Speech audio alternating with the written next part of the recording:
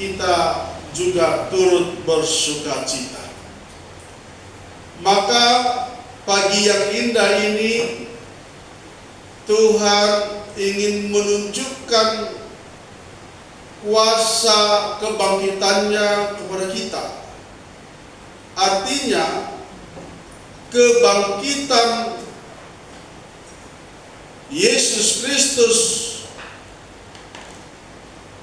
adalah sebuah bukti bahwa Yesus berkuasa.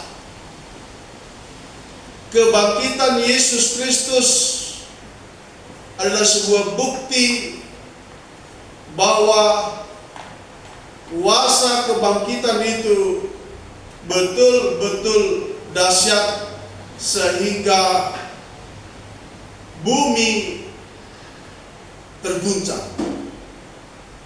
Maka hari ini kuasa kebangkitan itu punya dampak pengaruh positif dalam hidup kita. Karena tujuan kebangkitan Yesus itu bukan untuk dirinya sendiri, melainkan untuk kita, agar kita memiliki pengharapan di dalam Tuhan, bahwa hidup kita tidak menjadi sia-sia ketika kita percaya kepada Tuhan Yesus. Katakan amin. Kita akan lihat firman Allah di dalam 1 Korintus pasal 15 ayat yang pertama sampai yang kelima. 1 Korintus pasal 15 ayat yang pertama sampai yang kelima. Saya jemput kita semua bangkit berdiri membaca firman ini sebagai penghormatan akan hadirat Tuhan di tengah-tengah.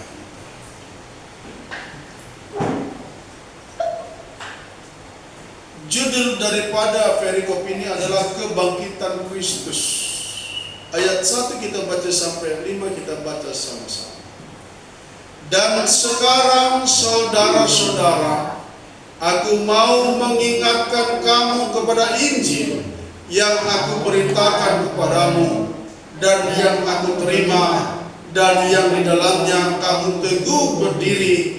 Oleh Injil itu kamu diselamatkan asal kamu teguh berpegang padanya seperti yang telah kuberitakan kepadamu. Kecuali kalau kamu telah sia-sia saja menjadi percaya. Sebab yang sangat penting telah kusampaikan kepadamu, yaitu apa yang telah kuterima sendiri, ialah bahwa Kristus telah mati karena dosa-dosa kita, sesuai dengan kitab suci, bahwa ia telah dikuburkan dan bahwa ia telah dibangkitkan pada hari yang ketiga, sesuai dengan kitab suci, bahwa ia telah menampakkan diri kepada Kefas dan kemudian kepada ke-12 muridnya. Katakan amin. Silakan duduk Bapak Ibu Saudara yang dicintai Tuhan. Bahwa kebangkitan Kristus memberikan dampak besar bagi dunia. Kebangkitan Kristus memberikan pengaruh yang besar bagi dunia, yaitu memberikan pengaruh secara spiritual, memberikan pengaruh secara ekonomi, memberikan pengaruh secara namanya imani. Bahwa kematian Yesus Kristus adalah sebuah kekuatan alamiah. Sama seperti kita mati, maka begitulah Yesus mati. Karena tubuh Yesus itu adalah tubuh alamiah seperti tubuh kita. Tidak ada yang perlu ditutup-tutupi. Bahwa Yesus ketika dia hidup sekitar 32 tahun lebih, dia hidup itu sebagai manusia sama seperti kita. Dan ketika dia mati, dia sama seperti manusia lainnya mati. Tubuhnya yang mati sama.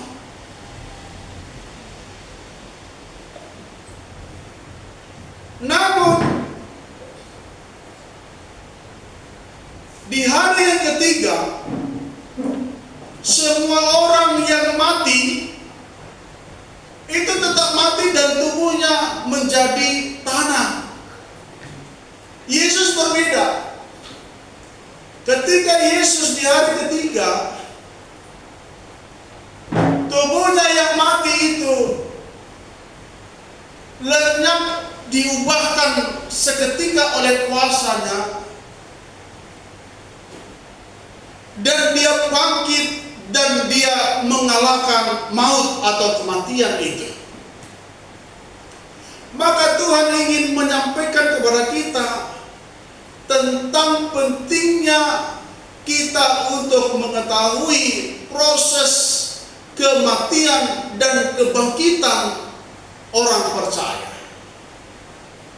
Pada ayat-ayat selanjutnya akan dijelaskan antara kematian daging dan kebangkitan di dalam roh. Maka ketika Yesus bangkit, memberikan sebuah pengaruh besar di dalam hidup kita. Yang pertama, bahwa kuasa kebangkitan telah memberikan kemenangan bagi kita. Haleluya. Yang terpenting adalah Yesus bangkit, saya katakan dia tujuannya, manfaatnya bagi kita. Manfaat dan tujuan yang pertama daripada kuasa kebangkitan itu adalah memberikan kemenangan kepada kita. Memberikan kemenangan kepada kita. Coba kita lihat firman Tuhan ayat yang ke-57 dari 1 Korintus pasal 15. Kita baca sama-sama. 1, 2, 3. Tetapi syukur kepada Allah yang telah memberikan kepada kita kemenangan oleh Yesus Kristus Tuhan kita. Haleluya. Kemenangan diberikan kepada kita. Kemenangan akan apa? Kemenangan akan mengalahkan maut seperti Yesus telah mengalahkan maut. Kemenangan akan mengalahkan dosa seperti Yesus telah mengalahkan dosa.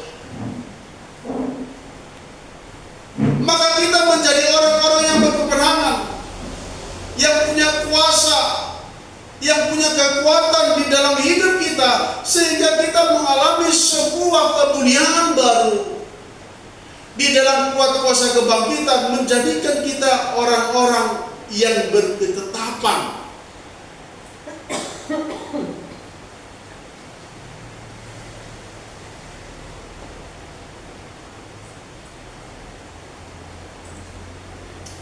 Saya baca penjelasannya ayat yang ke-40.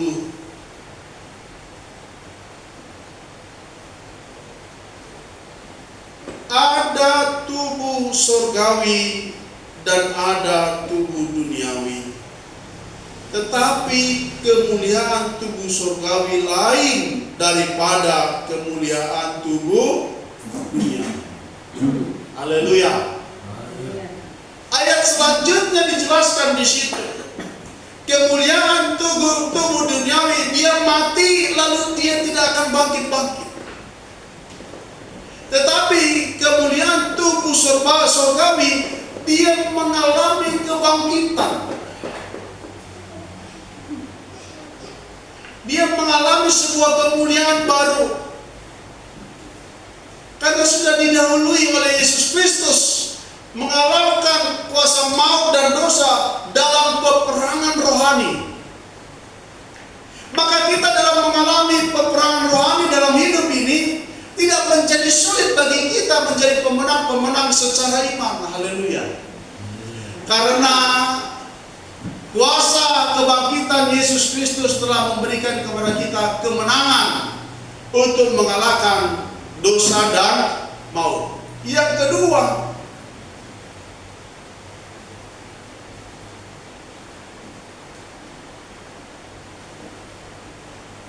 kuasa kebangkitan Yesus Kristus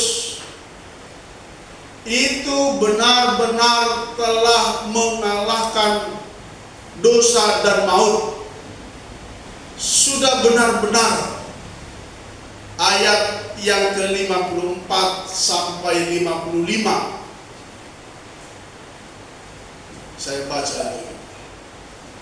Ayat 54 sampai 55.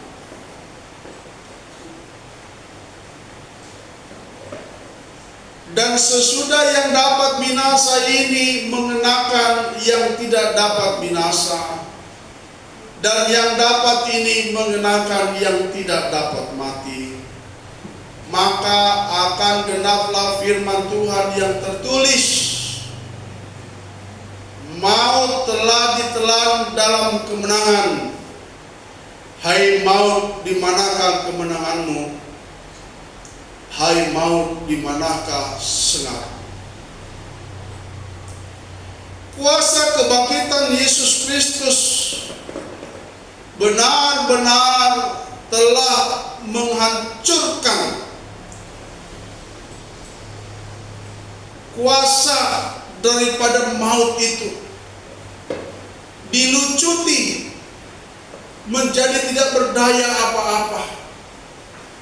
Karena ibu bapak saudaraku yang dikasihi Tuhan, kuasa maut itu menuntut kepada kita manusia sebelumnya untuk meminta sebuah korban agar dosa dihapuskan. Tidak bisa dengan emas, dengan perak, dengan harta benda, tidak bisa. Karena ini berbicara tentang kehidupan yang kekal. Maka apa yang lebih mahal, apa yang lebih berharga? Maka yang lebih mahal, yang lebih berharga adalah pribadi Yesus Kristus itu sendiri. Dia korbankan untuk kita, maka dengan demikian kuasa maut itu menjadi kalah. Katanya ditelan. Artinya apa? Bahwa kuasa kemuliaan Allah dalam kasih-Nya yang begitu besar tidak mampu dilampaui oleh dosa dan maut. Lebih besar kasih Allah itu, lebih besar kuasa Allah itu di dalam kemuliaannya, sehingga dosa dan maut tidak mampu melampauinya. Maka dikatakan kuasa dosa dan maut telah dihancurkan, telah ditelan dan dikalahkan di dalam pengorbanan Yesus Kristus. Iblis berpikir ketika Yesus dia mati, iblis akan mencengkram Yesus dalam kematian selama-lamanya. Iblis berpikir seperti orang berdosa, orang kaya ketika bersama-sama dengan Lazarus mereka mati. Orang kaya langsung dicengkram oleh iblis. Lalu iblis dibawa ke tempat perapian. Di sanalah kematian rohani, kematian yang selama-lamanya. Mengapa Yesus, ibu bapak dikasih Tuhan, seakan-akan dia dicengkram oleh iblis? Ingat, Yesus dijadikan berdosa oleh karena dosa manusia. Maka ketika Yesus disalibkan, salib itu adalah tanda bahwa orang itu adalah orang yang berdosa dan berbuat kejahatan besar. Tetapi hari ini kemuliaan bagi Allah, karena dosa dan maut telah dihancurkan. Amin. Bapak Ibu, maka apakah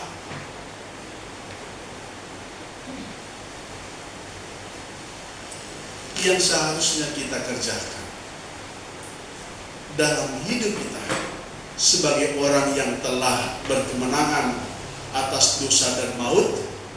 Yang pertama yaitu percaya kepada Yesus. Coba buka Yohanes 11 ayat 25 dan 26. Yohanes 11 ayat 25 dan 26. Kita baca sama-sama. 1, 2, 3. Jawab Yesus, "Akulah kebangkitan dan hidup. Barang siapa percaya kepadaku, ia akan hidup walaupun ia sudah mati." Ayat 26. "Dan setiap orang yang hidup dan yang percaya kepadaku tidak akan mati selama-lamanya." Percayakah engkau akan hal ini? Kita katakan sama-sama, amin. Kita percaya. Percayalah yang kita lakukan sebagai orang yang berkemenangan hanya kepada Yesus. Percaya tidak ada Tuhan selain Yesus. Percaya tidak ada juru selamat lain selain Yesus. Kalau saya mati disalibkan, maka iblis tetap berkemenangan. Karena saya tidak punya kuasa apapun. Karena saya adalah manusia yang fana. Tetapi ketika Tuhan, Dia ada di dalam kemuliaan di surga, Dia merendahkan dirinya, posisinya sebagai yang maha pencipta, yang maha kuasa, menjadi manusia yang fana. Itulah bentuk yang dapat kita rasakan sebagai kasih Yesus di dalam hidup kita. Maka mari kita tetaplah percaya kepada Yesus. Percaya saja, percaya saja, percaya yang beri kita menang. Percaya saja di dalam namanya, percaya yang beri kita menang. Oleh percaya saja, percaya saja, percaya yang beri kita menang. Percaya saja di dalam namanya, percaya yang beri kita menang. Haleluya, haleluya. Iya. Lalu yang kedua, marilah kita tetap berdiri teguh, jangan mau goyah, dan giat dalam pekerjaan Tuhan. Ayat terakhir 1 Korintus 15 ayat 58.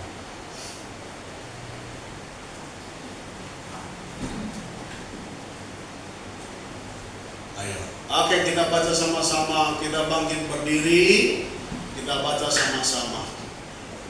Karena itu, saudaraku yang kekasih, berdirilah teguh, jangan goyah, dan giatlah selalu dalam pekerjaan Tuhan, sebab kamu tahu bahwa dalam persekutuan dengan Tuhan, jeripayamu tidak sia-sia. Katakan amin. Jangan mundur, jangan lemah, tetapi semakin giat, semakin kuat di dalam melayani Tuhan. Itulah ciri orang yang berkemenangan atas dosa dan maut. Yesus memberkati kita. Kita naikkan pujian kita kepada Tuhan. Yesus lebih besar. Yesus lebih besar di dalamku, di dalamku.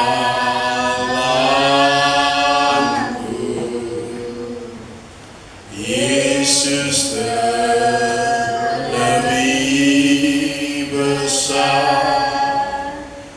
Yesus lebih